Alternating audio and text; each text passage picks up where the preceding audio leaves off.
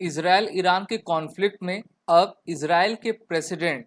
इब्राहिम रईसी पाकिस्तान के विजिट पर जाने वाले हैं और ये विजिट इनकी काफ़ी चर्चा में है क्योंकि अब इसराइल के हमले करने की बारी है ईरान के ऊपर। हम सभी जानते हैं कि 13 अप्रैल को ईरान के द्वारा इसराइल पर एरियल अटैक किए गए थे और अब 22 अप्रैल की डेट को सुनिश्चित किया गया है ईरान के प्रेसिडेंट इब्राहिम रईसी के द्वारा, जहां पर दोनों देशों के द्वारा मिलिट्री लीडरशिप और भी अन्य प्रोजेक्ट्स पर आपकी चर्चा की जाएगी। तो ये जानना काफी आपका दिलचस्प होगा कि इस टेंशन के बीच में ईरान के राष्ट्रपति की यात्रा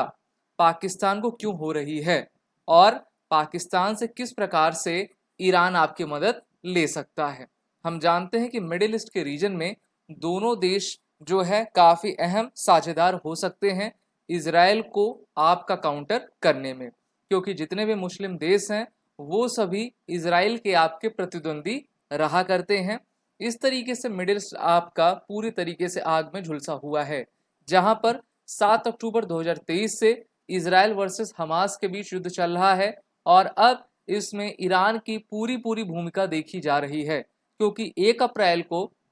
तथाकथित जो ईरान के काउंसलेट पर इसराइल ने आपका हमला किया था, जबकि वो न्यूज़ पूरी तरीके से गलत है। मैं आपको बताता हूं कि इसराइल के द्वारा ईरान के काउंसलेट पर हमला नहीं किया गया था, बल्कि उसी काउंसलेट के बगल में एक आपका क्षेत्र है, बिल्डिंग है, जहां पर ईरान के जितने भी मिलिट्री जनरल्स हैं वो सभी हिजबुल्ला और अन्य भी हमास जैसे आतंकवादी संगठन को ट्रेनिंग आपका दे रहे थे और उस पर जो है इसराइल का प्रहार किया गया था। लेकिन ईरान को खुलकर आना था, इस कारण से ईरान ने उसको अपने काउंसलेट पर हमला बताकर अब इसराइल पर हमला कर दिया है। इसराइल के द्वारा कहना है कि हम अपने समय पर ईरान के ऊपर हमला करेंगे और हम जानते हैं कि इसराइल अगर किसी बात को कहता है तो उसको ज़रूर करके दिखाता है। ये जो पूरा रीजन है, यहाँ पर आपका रेड सी भी मिलेगा, स्ट्रेट ऑफ हॉर्मुज भी मिलेगा। वहीं पर अमेरिका के प्रेसिडेंट जो बाइडन और इसराइल के प्राइम मिनिस्टर बेंजामिन नेतन्याहू के बीच में टेलीफोनिक आपकी कन्वर्सेशन की गई है, जहां पर दोनों देश एक दूसरे के साथ कोऑर्डिनेट कर रहे हैं कि किस प्रकार से हमको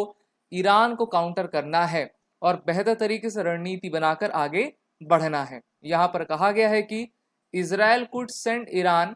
back to the stone age with electromagnetic bomb.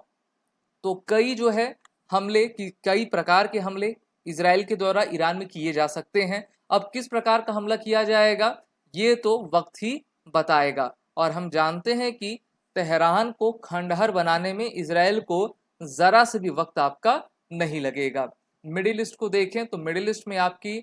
जो हम कह सकते हैं कि एक प्रकार से झड़पें हैं, चाहे वो लेबनान में हो, इराक सीरिया में हो, यमन रेड सी में हो या फिर अभी ईरान और इसराइल के बीच में हो, ये लगातार आपकी तेजी से बढ़ती जा रही हैं। इसराइल के द्वारा गाजा को पूरी तरीके से कैप्चर किया गया है और इसराइल ने 25,000 से अधिक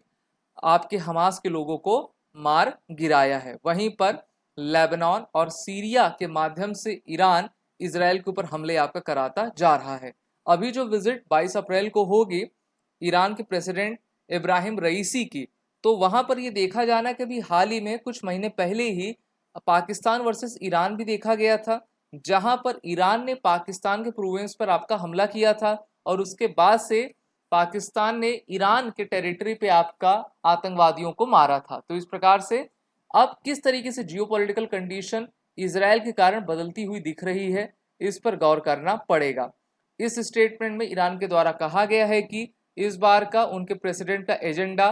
bilateral ties, security cooperation, gas pipeline and potential free trade agreement आपका रहने वाला है। और ईरान गार्ड्स के द्वारा, ईरानियन कोस्ट गार्ड के द्वारा जो पाकिस्तान के मछुआरे पकड़े गए थे उनको ये as a peace gesture release करेंगे। ईरान को काफ़ी मिर्ची लगी हुई है क्योंकि ऋषि सुनक जो कि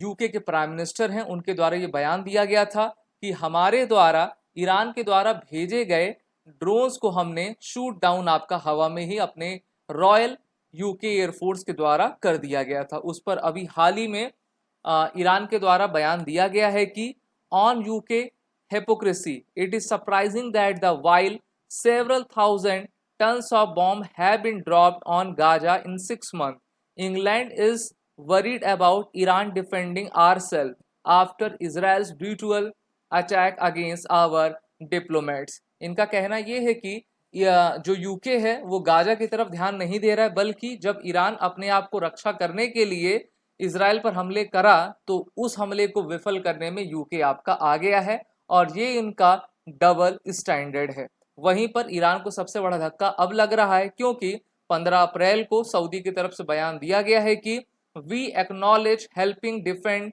इजराइल अगेंस्ट ईरान। और अगर हम बात करते हैं प्रो अमेरिका और प्रो ईरान के देशों की, तो जहां पर आप सभी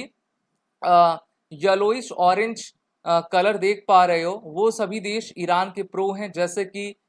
इराक हो गया, आपका सीरिया हो गया। वहीं पर प्रो यूएस देश आपके सऊदी अरबिया और आपके इजराइल जॉर्डन है। तो इस प्रकार से आपकी युद्ध परिणीति आपकी बनती जा रही है। जेलेंस्की भी इसमें कूद गए हैं और कहा है कि Iran attack on Israel's wake up call to 45 America's ally, यानी कि ईरान के द्वारा जो इजराइल पर हमला किया गया है उससे अमेरिका के जितने भी एलाई हैं एक साथ आपका एकत्रित हो जाएं, क्योंकि अगला नंबर उनका भी लग सकता है। यूक्रेन रशिया वॉर तो आपका हो ही रहा है और अब इजरायली डिफेंस फोर्सेस ने अपने फोर्सेस को फिर से रीडिप्लॉय किया हुआ है, जिससे कि वो हमास को और भी अच्छे तरीके से कंट्रोल में आपका ले सके। वहीं पर ईरान काफी डरा हुआ है और ईरान की सेनाएं 24 घंटे सातों पहर जो है 8 पहर आपकी लगी हुई है कि कहीं से आपका इजराइल का हमला ना हो जाए, क्योंकि अगर हम इजराइल और ईरान की तुलना करें टेक्नोलॉजी में, सिक्योरिटी में, तो ईरान कहीं पीछे आ जाता है इजराइल से आपका। वहीं पर आज ही यूनाइटेड नेशन सिक्योरिटी काउंसिल में काफी गर्मा गर्म बहस हुई, जहां पर ईरान के द्वारा कहा गया कि आपको सैंक्शंस लगाना चाहिए, यानी कि यूएनएससी को सैंक्शंस लगाना चाहिए ईरान के ऊपर, क्योंकि उनके द्वारा हमारे ऊपर हमला किया गया है और ईरान ने इस प्रकार से अपना